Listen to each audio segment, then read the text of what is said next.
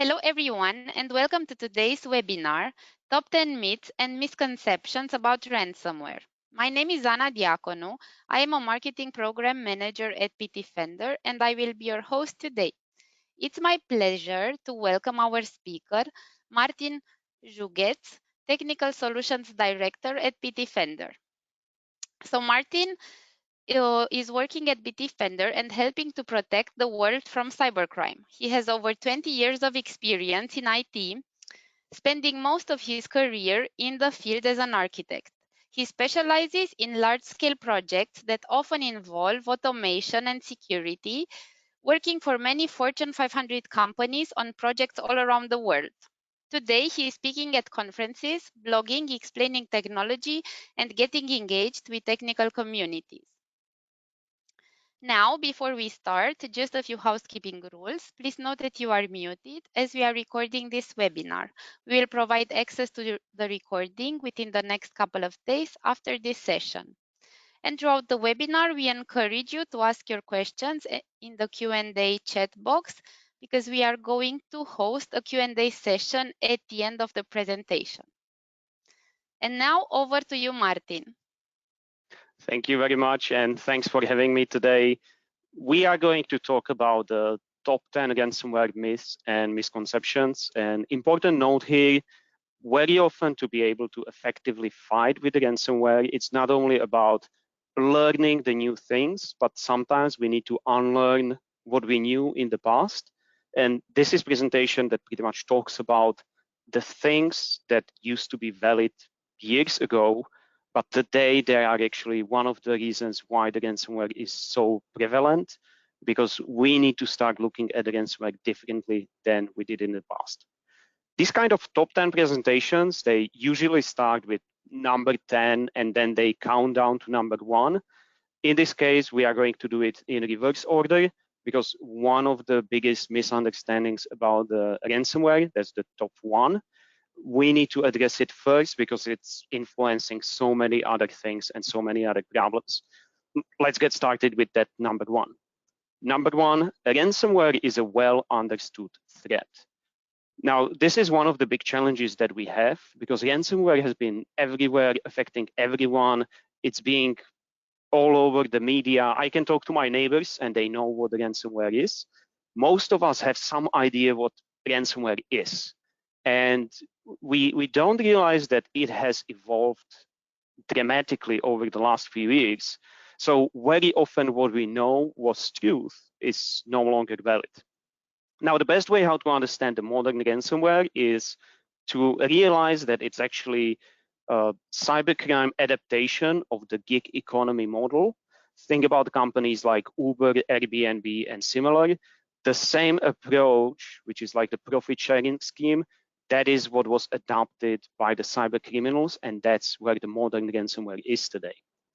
I will start by showing you pretty much expectations, what most people, at least as I've been talking to, understand as a ransomware as a service.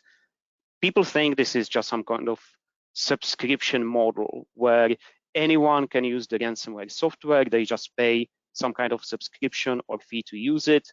The way how typically this is presented is that the operator, that's the developer of the ransomware, is going to sell the ransomware code to affiliate. Affiliate is partner, independent hacker.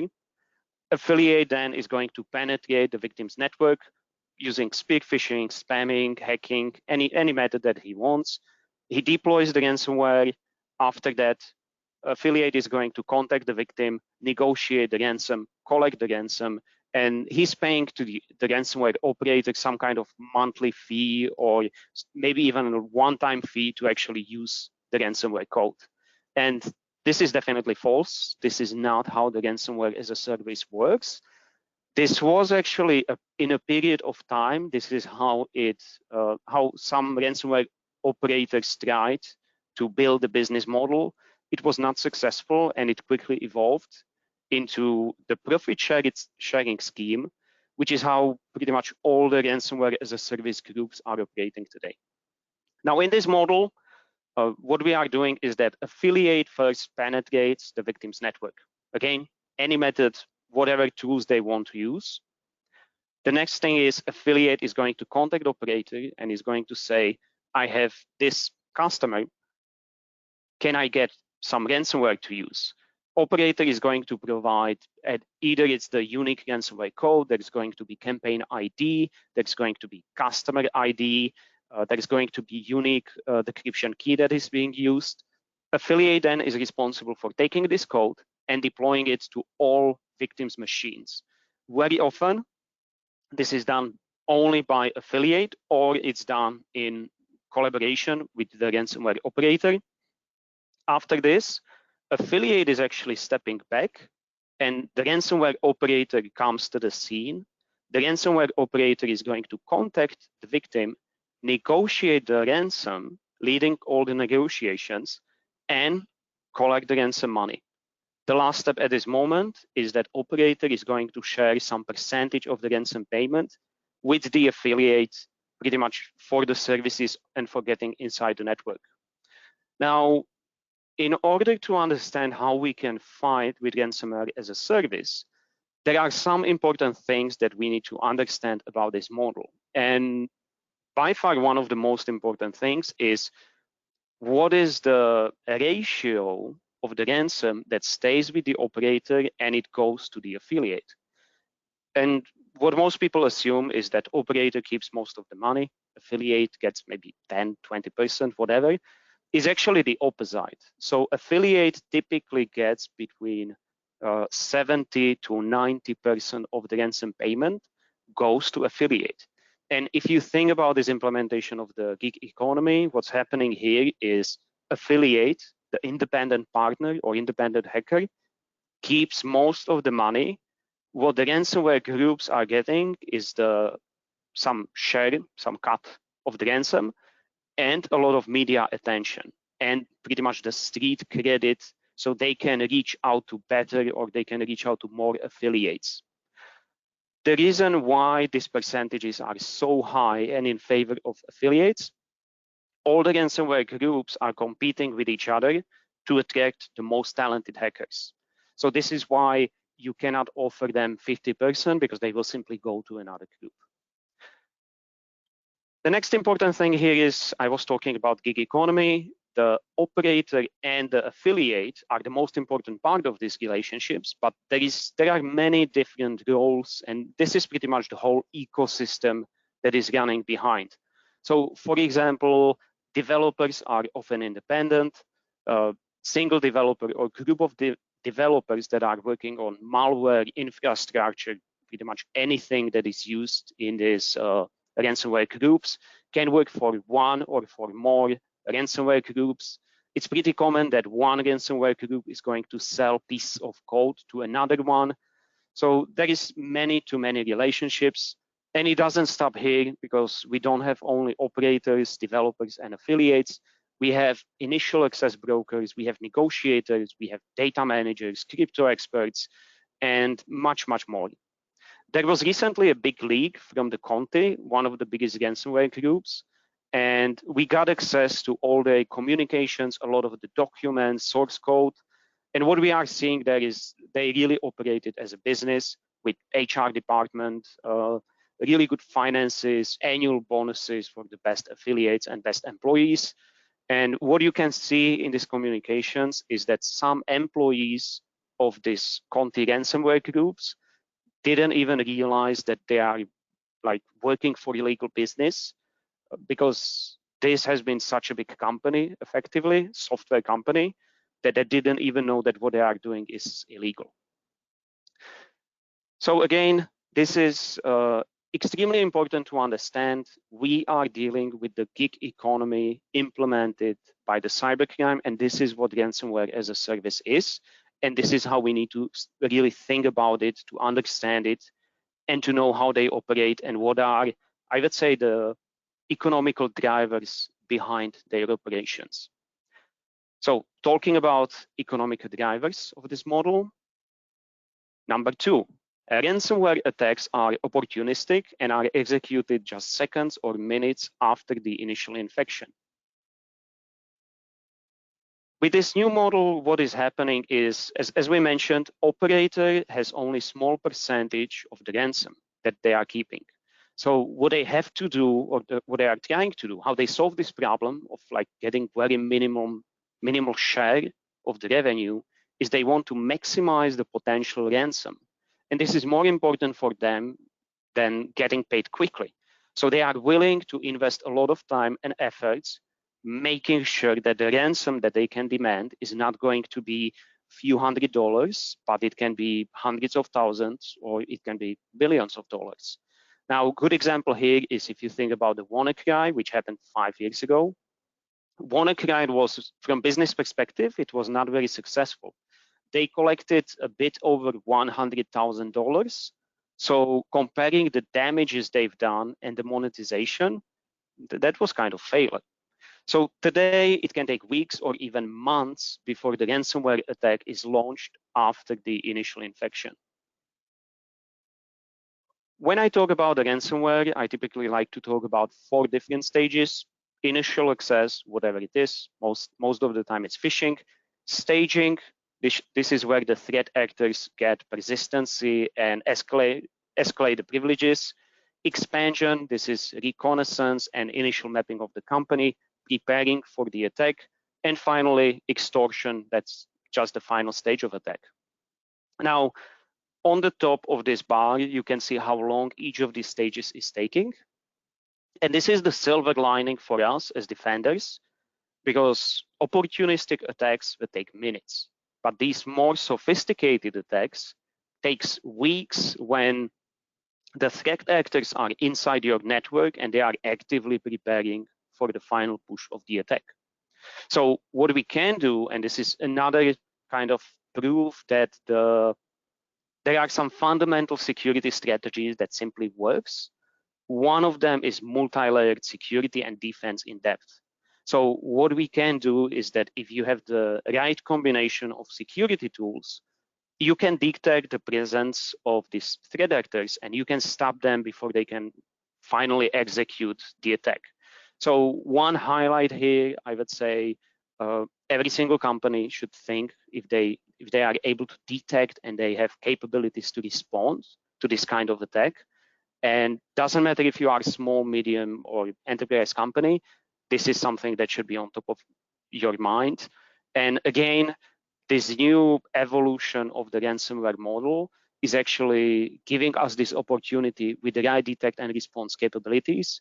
We can stop the attack because we have the time. And usually what we are seeing is that there are enough warning signs about ongoing attack. They are just being ignored, or there are not tools that can recognize the size of security breach.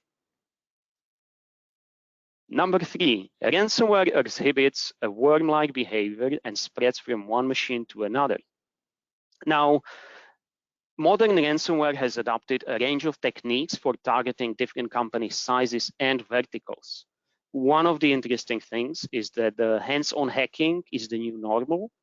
The reason is quite simple. Again, as we discussed in the previous part, you want to maximize the ransom. So the last thing you want is the behavior that is like a wildfire. You want to be able to stay in control. So the wildfire behavior of like the WannaCry, maybe you will infect one machine, it will start infecting other machines. But what if it's small branch office and you will never reach the critical mass to actually do any real damage? So that's why the hands-on hacking is the new normal that we are seeing today. Threat actors want to be in control and they want to make sure that they maximize the damage before the attack is actually launched. Talking about different tactics that are being used or different campaigns, most of the time, I would say we are seeing like these 3 different levels. First one, automated. Here, think about the WannaCry, good example. This is targeting end users or SMBs. Initial infection vector is typically broad targeting. It can be spam, it can be pirated software. For example, key generators that are infected the malware or the cracks. Execution is automated. As soon as you launch it, infect the current machine, try to infect all the machines around it. The goal for threat actors is very simple: time to cache. How quickly can I actually collect the ransom after initial infection? And this is really well designed for pretty much the steady cash flow. So it's quite often common that some ransomware groups are combining these different levels together. Some can bring them constant cash, even if it's smaller value, and meanwhile they can work on like the really big security breaches. Talking about the big game hunting, that's on the right side here. That's the human operated campaigns. Typically, the way how this begins is they know the ransomware affiliates know specifically who they want to target. So they use the spear phishing. After they get inside for the whole execution, this is hands-on hacking, very controlled operation that can take a long time. Targets, contrary to popular belief, this doesn't impact only enterprises. This impacts mid-sized companies as well. So it's mid-size and enterprise.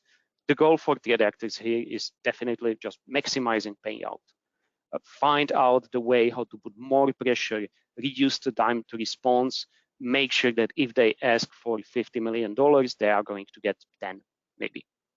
Somewhere in between is a hybrid. The difference here, this is combination of both. So the initial vector here is usually fully automated. RDP compromise, one of the top ways. Vulnerability scanning, so trying to find on the internet the remote access points that are with known vulnerabilities so they can easily exploit it. After they get inside, and often after actually patching this initial vector so other groups cannot get inside, the follow-up is hands-on hacking. The reason why is, first of all, and this is typically targeting, again, SMB customers. First of all, they want to find out, is there maybe more, are there any maybe other ways how we can demand ransom from this company? A really good example, SMB attacks for anyone with intellectual property. This would be perfect time for them to stop with automated attack, switch to hands-on hacking, exfiltrate all the data, and then try to sell it or ask for ransom. This is a really good example of something that I was saying for a long time. The absolutely ideal targets for the ransomware groups are SMB companies with large revenue and small security spending. Another way how they go after hybrid is looking for opportunities to upscale attack.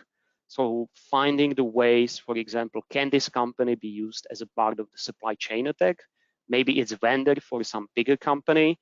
And if there is like nothing interesting, then they can always switch to fully automated execution of the ransomware attack. Number 4, ransomware groups are attacking only large targets. This is also known as the big game hunting. And definitely, this is definitely a myth. All companies and individuals are vulnerable to ransomware attacks. We are again talking about affiliates.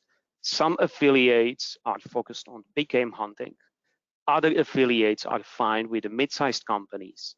Other affiliates are targeting SMBs. So you really, there is definitely someone out there for whom you are the perfect target.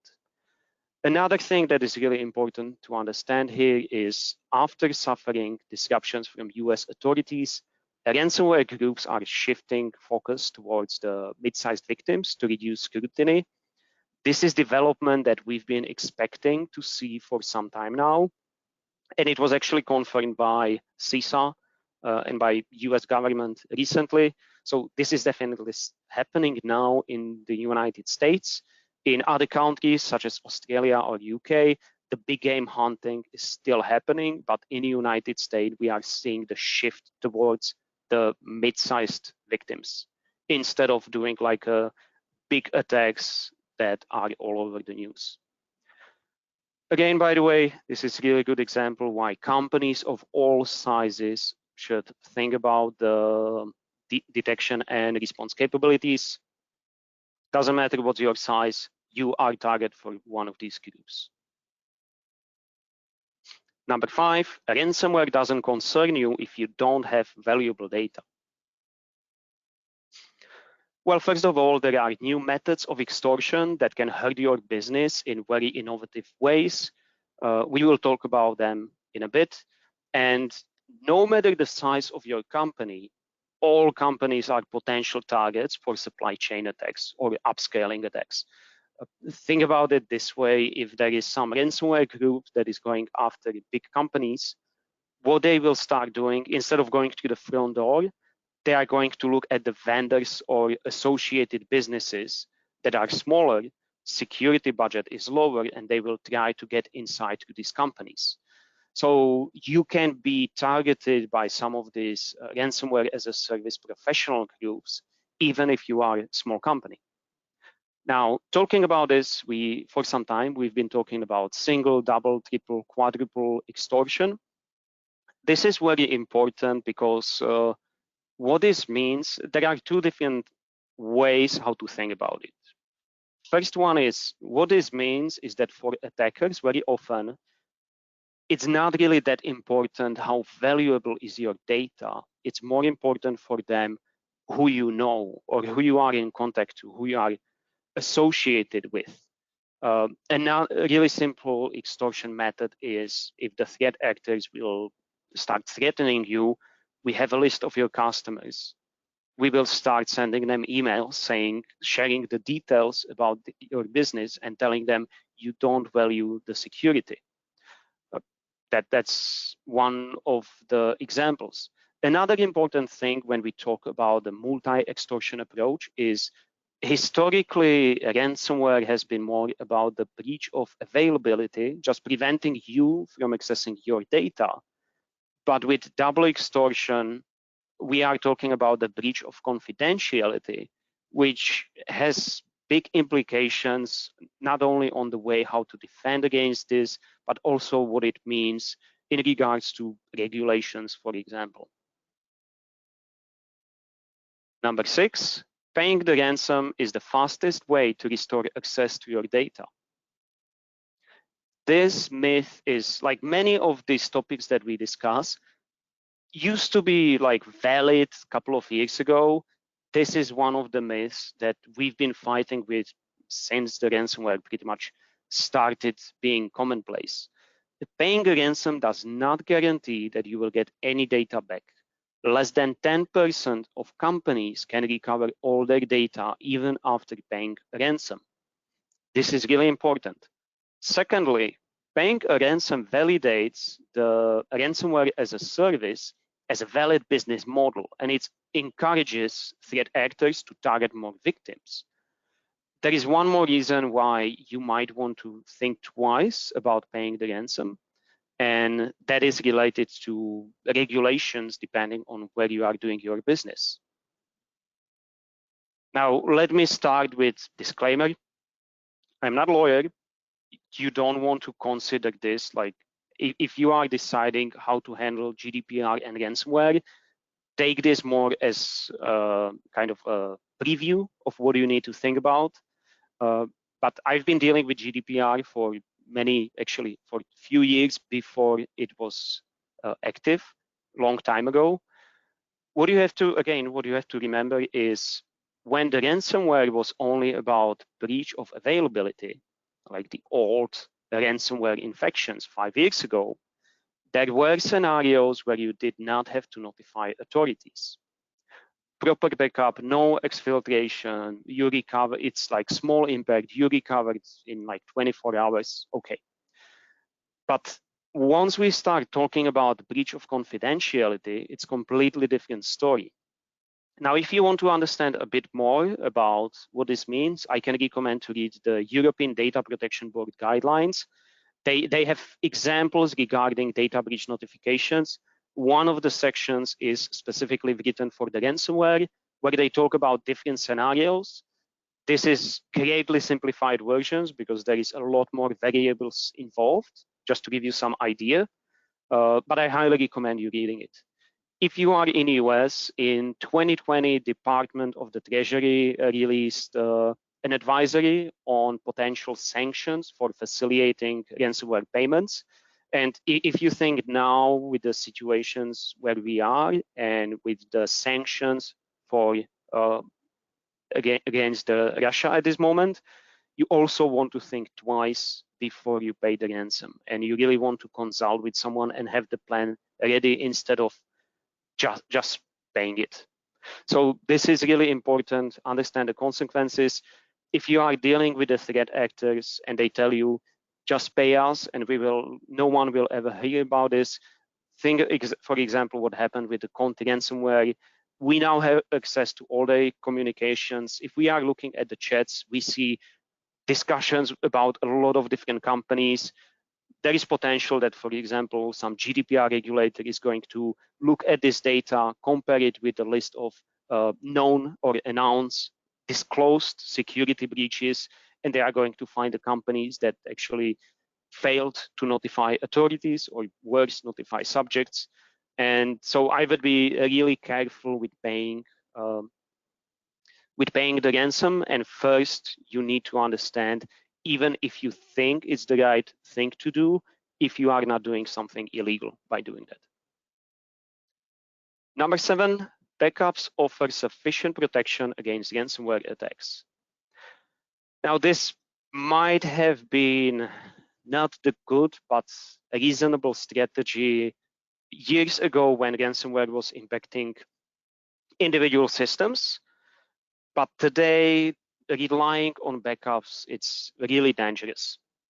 A couple of reasons why. First of all, backups are the primary targets of threat actors. As soon as any of these ransomware-as-a-service groups get onto your network, first thing they do is that they understand your backup strategy, find the weaknesses, they make sure that you cannot use this to restore your access.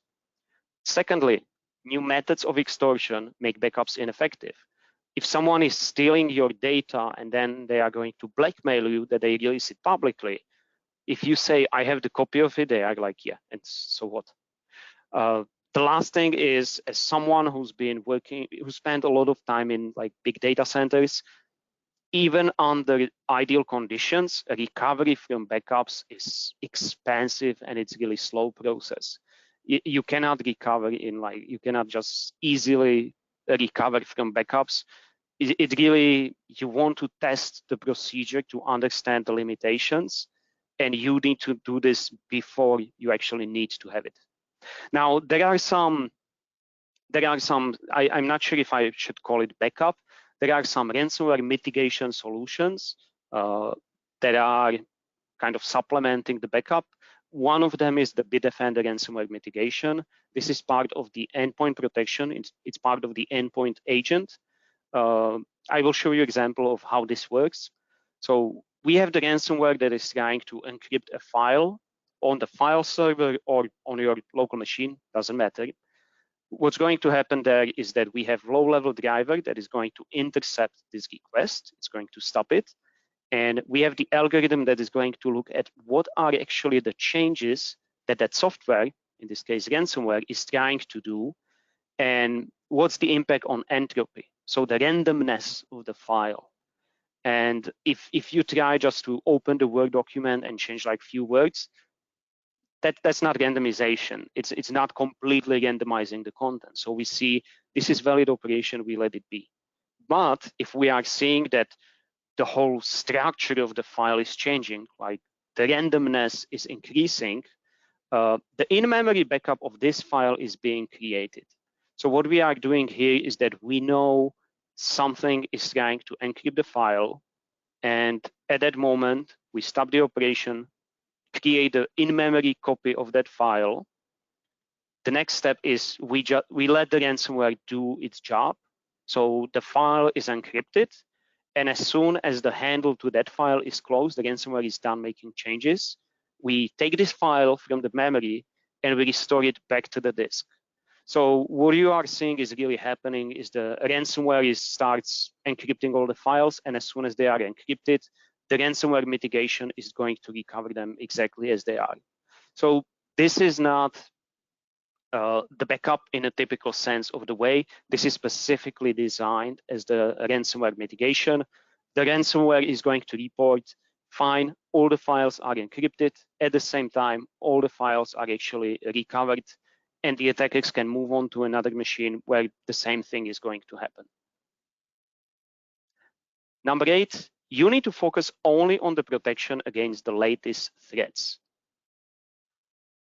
And Just because ransomware keeps evolving, it doesn't mean that old malware families are no longer active. So what we are seeing is like all the different stages of the ransomware infecting individual machines, opportunistic ransomware like WannaCry that is trying to impact the networks, all the way up to the latest ransomware as a service. These different families and approaches, all of them are active at the same time. So instead of just focusing on specific latest ransomware threats, focus on the proven security strategies that are protecting you against all of them. So again, the basic principles, multi-layered security, defense in depth, really this is the best way what you can do to protect your company instead of just chasing the latest and the greatest and pretty much the trends. Now, related to this, we every single month we are releasing Bitdefender Threat Debrief. It's a monthly view at the threat landscape where we are looking at our extensive telemetry. What are the top phishing domains? What are the top, I don't know, Android Trojans? What are the top ransomware families? And what was interesting for me when we started with, we call it BDTD, was #1 ransomware in the world was WannaCry. The next month, it was WannaCry. Since we started doing this, every single month, the #1 ransomware detections in the world for us is WannaCry. #2, if this name tells you anything, GenCrab. This is the ransomware group that doesn't exist for a long time, and we still see it in our telemetry. So most of these detections are fully automated campaigns that are just running. Someone forgot to turn them off or whatever happened, but they are just still actively sending emails, infecting machines, trying to collect the ransom. And if you look here, you really see WannaCry is staying on the top for the last 5 years. So it is not something that happened in 2017 and then disappeared. It's something that is still active today. #9, we don't know how to effectively fight ransomware-as-a-service groups. And there are 2 different ways how we can look at this question. First one is we don't know how to protect our businesses. And here, that's not correct. So the fundamental security strategies are, again, effective. Defense in depth, multi-layered security, zero trust, multi-factor authentication, and making sure that you have mature security operations. Those are a few things that you can do, and they work against all the different kinds of threats, including ransomware-as-a-service groups. The second perspective how we can look at this question is what can we do? How can we effectively fight with the ransomware-as-a-service groups, us as a society on a global level? And here we actually also know what to do.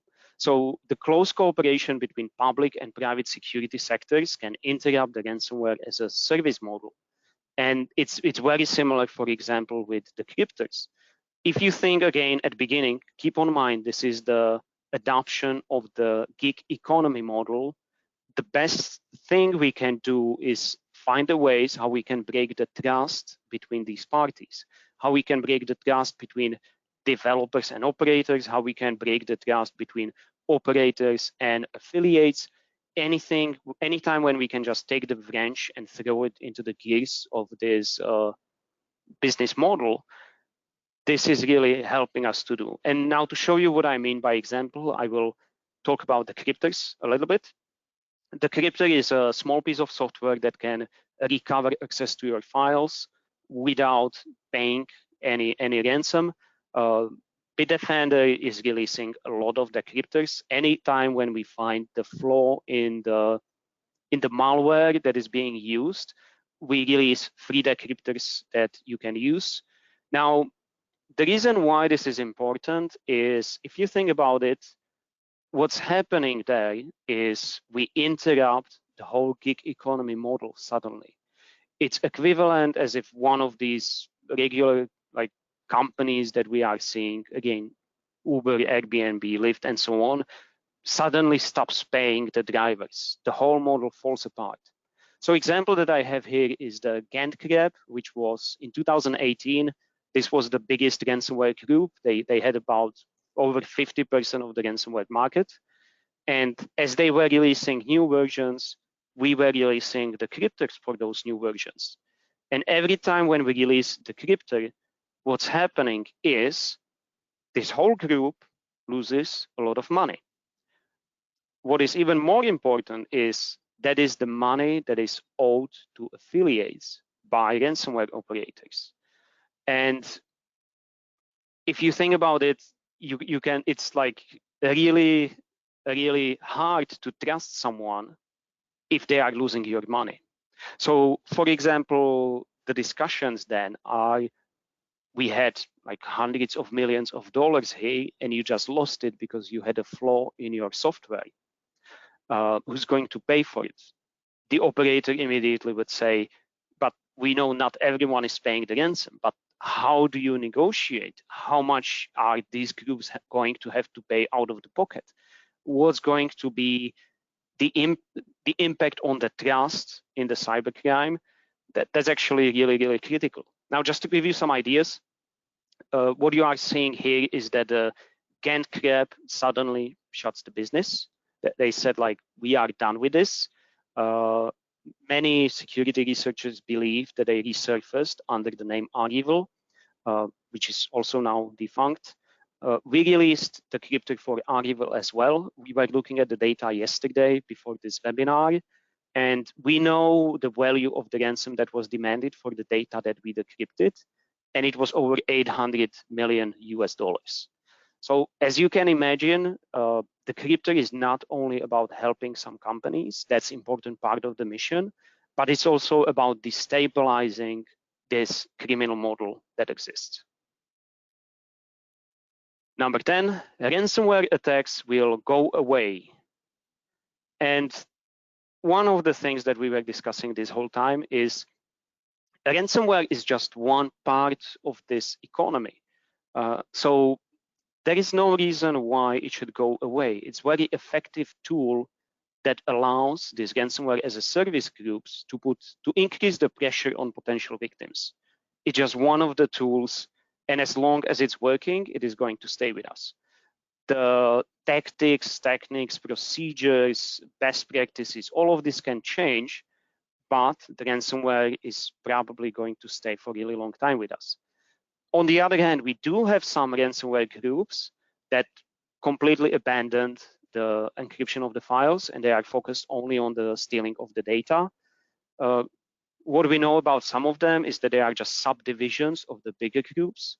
So it's more of a way where the encryption cannot be used. So the plan B is to do data exfiltration only. So these are the top 10 myths and misconceptions and misunderstandings about the ransomware.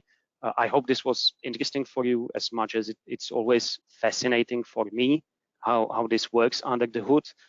Again, the most important is number 1, understand that ransomware as a service, it's adaptation of the gig economy by cyber criminals, and it has a trickle-down effect pretty much, where it's affecting a lot of the things that we knew in the past, and now we have to unlearn it because this is just done differently. Now, before closing this session, let me talk about a couple of tips that I have for effective ransomware protection. First one, this should be the basic, is adopt multi-factor authentication everywhere you can. Second one is regularly patch software and operating systems. You can use systems like Bitdefender patch management that allows you to patch different operating system, third-party applications, everything from a single console. Again, this is not only about patching the Windows that you have, it's also about patching appliances, remote access systems, everything that you have. Third one is implement EDR, XDR solution, preferably managed as MDR. So even if you are a small customer, look at managed security options. Next one is have reliable backups, just in case. Make sure they are offsite, they are offline. Make sure that you test the restore regularly so you understand the real life implications, what this means. And the last one is avoid public-facing RDP VDI. This is one of the most common ways how the threat actors are getting inside, or implement strong access controls. So I'm not saying stop using these technologies. I'm just saying make sure you understand if you are exposed and make sure that everything that is exposed is properly secured. A really good example that we are seeing all the time, virtual machine running somewhere in the cloud, maybe for some testing. RDP is enabled, it's open to the internet. That's how the threat actors are going to get inside. Now, I hope that some of these tips will help you to become more cyber resilient. One final note from me before closing this webinar, or at least closing this part before we get to the Q&A, is we also released the technical ransomware white paper recently. You can find it on Bitdefender, and you will get it in the email after this session is over. I highly recommend reading this because the session today was more focused on why is ransomware as a service what it is. The white paper itself, it's more focused on how you can effectively defend against it. So the last slide, much extended version, is the white paper itself.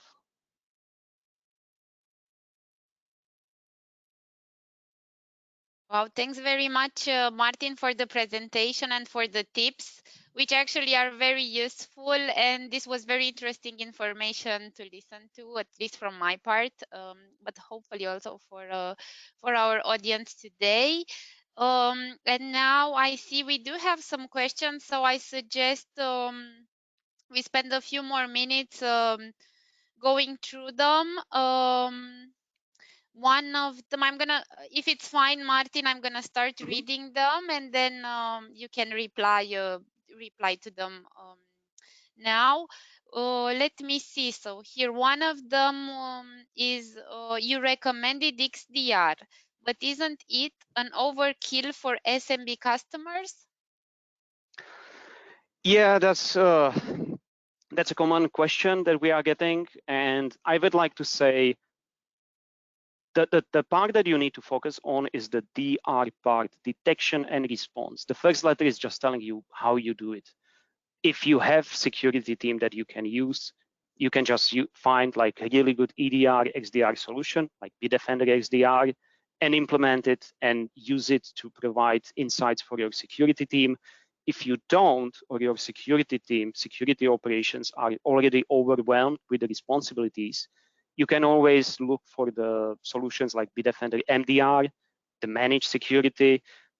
Today, there are really good budget options, so it's not really expensive. Another tip that I can give you is, especially if you are like mid-sized customer, there are different vendors have different understandings of what XDR means. So look at the difference. For example, OpenXDR, harder to implement. If you want something that works out of the box and is reliable and has like minimum false positives, look for the native XDR solutions. So it is common argument that I hear, but I believe that some kind of detection and response capabilities are important for companies of all sizes. And there are different solutions available for SMB market, mid-sized, enterprise. So you can definitely find some good options. Thank you. Let me check what else we have here. Another question, how do ransomware groups set a ransom price? That's also a good question. And it's, yes. So first of all, most of the ransomware groups are much more business savvy than they used to be. So it's not about them just getting inside some network and just throwing the number that they guessed, like give me $5 million.